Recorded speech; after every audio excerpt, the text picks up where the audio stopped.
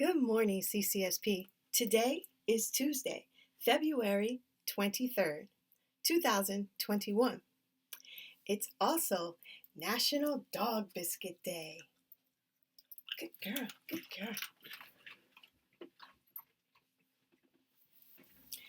It is a period 6 to 10 day. Please join me in the Pledge of Allegiance. I pledge allegiance to the flag of the United States of America and to the republic for which it stands, one nation, under God, indivisible, with liberty and justice for all. Thank you. Well, boys and girls, I'm sure you can see that I'm wearing my black for Blackout Day in honor of our Black History Celebration Month. And wear Black Day for Spirit Week. Also, tomorrow, don't forget that you can wear red, black, or green, or maybe all three, in honor of representing our Pan-African flag. Also, that it goes in line with our third annual Black History Celebration that's going to be taking place at 10:30. All of that comes on Wednesday, tomorrow. And then on Thursday, don't forget that Mr. Busacco, your principal, your assistant principal, that'd be me, Ms. Ramirez, and your dean, Dr. Ford, will be hosting our coffee chat for the month of February. And that will kick off at 11:15. So please remind your parents to tune in. We'll be discussing all types of information and answering any questions that they may have. So let's get back into Bluish. So I'm wondering, what are Drini and Tuli going to be getting up to next? At Bethune, you always got found, Drini thought, as prickles of snow hit her in the face. Bethune had special classes for girls who lived in a residence just for them near the school. They were the lost and found, her dad said. Tuli said she was going to live there when she was big. Honey, better than I live ahora, was what she said. Ahora, now. Tuli lived with her grandmom, Julia, most of the time, with an aunt sometimes. And no other school had Willie, who was a pest for sure. Probably a genius, too. Drini marched them along the avenue, worrying that she herself was a dumbbell, thinking, Dad says some girls just show smarts quicker than others, telling me you are as good as it gets, even better. But what if it's not true? Drini thought. What if he's wrong? Getting ready to feel down. All the time having to watch out for Willie until Mommy gets home. 6:30, Drini thought. Mommy out in the night. Afraid sometimes something'll happen to Mommy. This big city. It was a long time to wait. Drini knew that she wouldn't feel like doing homework, and no TV until the homework was done. She didn't dare turn it on, or Willie would tell. She felt down, like she'd lost her puppy or something. Saw herself hugging a little pooch and watched it disappear. Only she didn't have a puppy. She wished she did. She sure wanted one. She thought, if I lost a puppy, it'd feel the way I do now. Bluish. All the time in Drini's head fit her mood. This girl. Through all the street noise, worrying about Willie, her shadow, bluish. This girl and her dog, Lucky.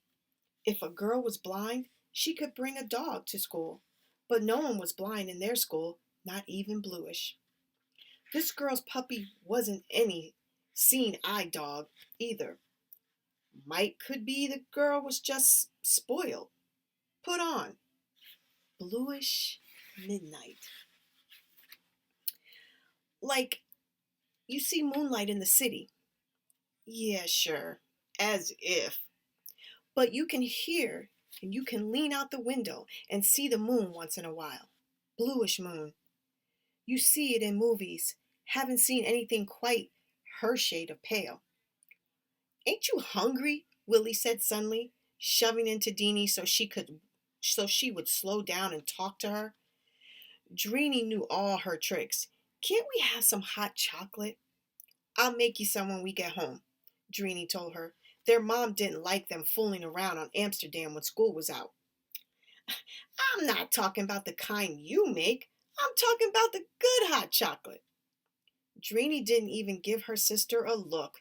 She was watching the avenue and thinking, pale, moonlight, scary bluish. How many times has this girl been to class since I started at Bethune? I've seen her with her puppy a few times, and then without her puppy. I want to hold her puppy. She'd seen Bluish outside after school. The bus with the lift had taken her and the puppy away. This Bluish is definitely a interesting character. Bitter, damp cold swept over them as Dreenie and Willie rushed along. There were deep, slushy pools at the curbs. They had to be careful, or the cars would spray it up on the sidewalk and all over them, taking forever to get home. Swear to goodness, I wouldn't drive in this mess if you paid me, she said to Willie. Can't even drive, Willie laughed. Ha ha, you ain't even old enough. It ain't even really snowing yet, though, Willie added. What do you call this mess in my face, then? Dreenie asked. And will you quit it with the ain't stuff? It sounds so dumb. Ain't is a word, so why not use it? Willie said triumphantly. It didn't used to be until some dumb dictionary put it in there. That's true. Zounds, that's messed up. Dictionary put it in it, Willie snickered. Dictionaries don't put words in it. People do. You better shut up or I'll hex you, Dreenie warned. At once, Willie stopped, her mouth turned down, scaring her little sister. It served her right. Willie's talking about drove her crazy. She had Willie believing she could put a magic spell on her. Here's something you don't know, Willie said, getting her courage back. The word hexagram? It's a six-sided star the Pennsylvania Dutch painted on their barns. You know why? To ward off bad vibes. But now it's just decoration, sometimes called a hers, a hex sign. Will you quit? Dreenie yelled. I do not care to hear it. Willie thought she was so smart. She turned out dictionary stuff without even looking it up, just from memory. I'm going to tell. You're being mean to me again, Willie began to whine. Mommy'll give you kitchen duty for a week. Just once Willie had gotten the nerve to tell on Dreenie. Dreenie did get extra kitchen duty for a week. So then Dreenie had held her breath so long, her eyes bugged out and her face turned purple. Scared Willie half to death, but that was the only time. There were kids in school who could take 1,000,000 deep breaths and then fall to the floor. But to do that, you had to have friends there to catch you, ease you down. And Dreenie was still new in school. She didn't have a lot of friends.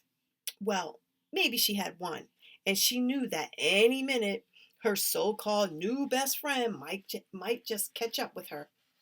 Dreenie braced herself. What do you think's coming? You could hear Tully coming a block away.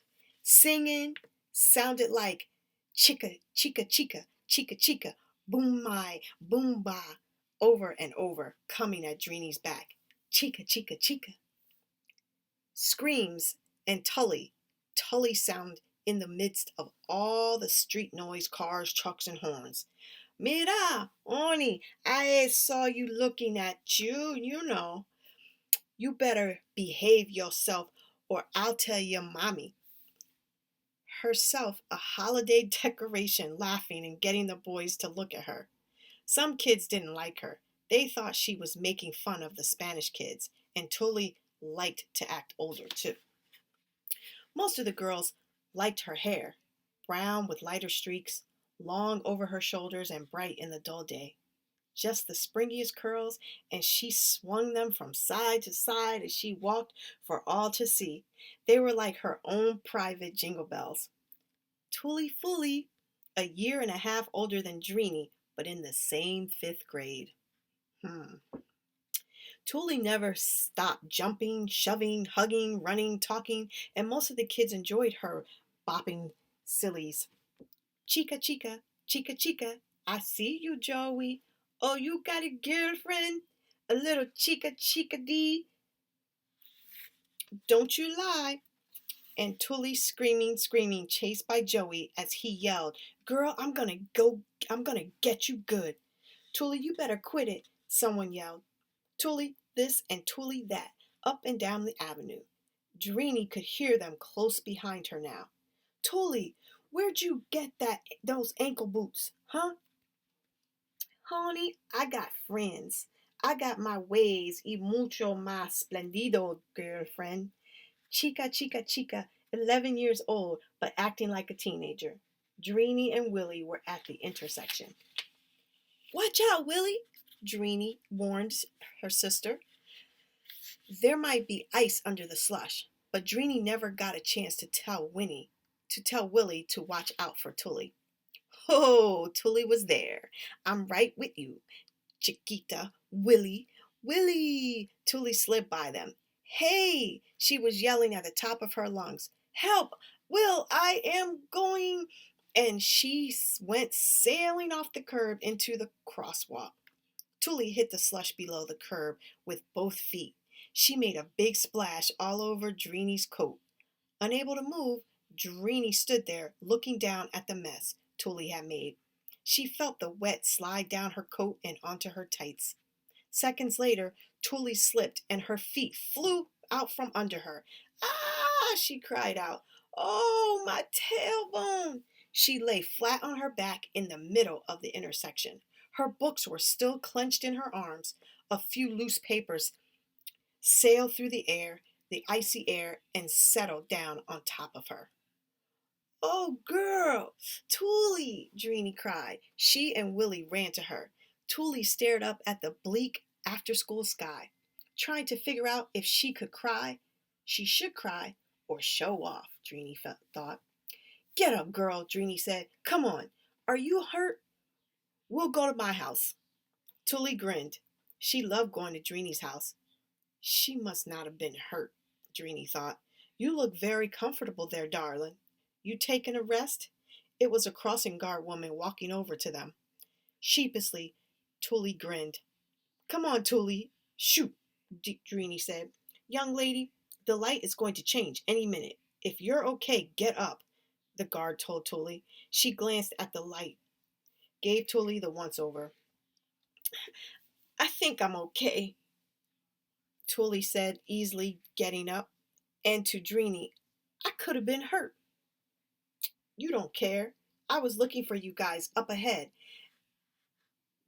And there you were. She was steady on her feet now. I'm all wet, she said, looking at Dreeny's eyes. Now I have to take care of her too, Dreeny thought. Come on, she said. Take your books. I'm not carrying them. Okay, Tully said. She looked all disheveled but happy. Wow, Tully, that was a good one, Willie said. Gracias for inviting me over, Tully said shyly to Willie. Thanks, Dreeny. Not exactly inviting you, Dreeny thought, but she didn't say it. Come on, she told Tully. You hold on to Willie for a while. Ain't nobody needs to hold on to me, Willie said, but she liked Tully. Tully was older and paid attention to her. Come on, Chiquita. You don't want to fall like me, eh? Bueno, then, hold on to my arm. I'll hold my books. They went home that way, with Dreeny just ahead of them, glancing back often and telling them to be careful.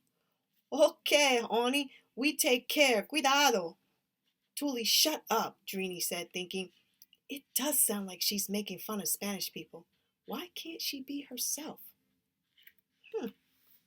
Why can't Tuli be herself? Very interested to see. Well, I guess Mrs. Stratton will have to clue us in a little on Thursday. Well, CCSP, have a terrific Tuesday. And remember, be kind always.